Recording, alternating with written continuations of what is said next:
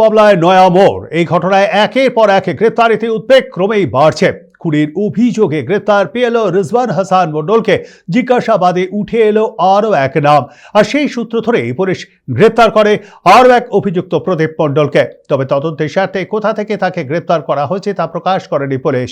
এই নিয়ে বাদুড়িয়া কাণ্ডে মোট গ্রেপ্তারের সংখ্যা বেড়ে দাঁড়ালো ৩। এখনো পর্যন্ত গ্রেপ্তার হওয়া ধৃতরা হলো প্রদীপ মণ্ডল, রিজওয়ান হাসান মণ্ডল এবং সাগর কাইন। পুলিশ সূত্রে খবর, এই তিনজন দীর্ঘদিন ধরে একই সঙ্গে অনলাইনে জুয়া ও একাধিক বেআইনি কার্যকলাপের সঙ্গে যুক্ত ছিল।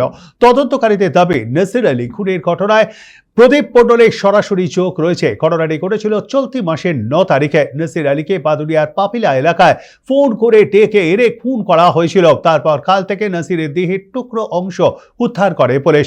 ঘটনার তদন্তে প্রথমে দুজনকে গ্রেপ্তার করা হয়। তাদের জিজ্ঞাসাবাদেই সামনে আসে তৃতীয় অভিযুক্তর নাম। ইতিমধ্যেই ধৃত প্রদীপ মণ্ডলকে 11 দিনের পুলিশ হেফাজতের আবেদন জানিয়ে বসিরহাট মহকুমা আদালতে পেশ করেছে পুলিশ।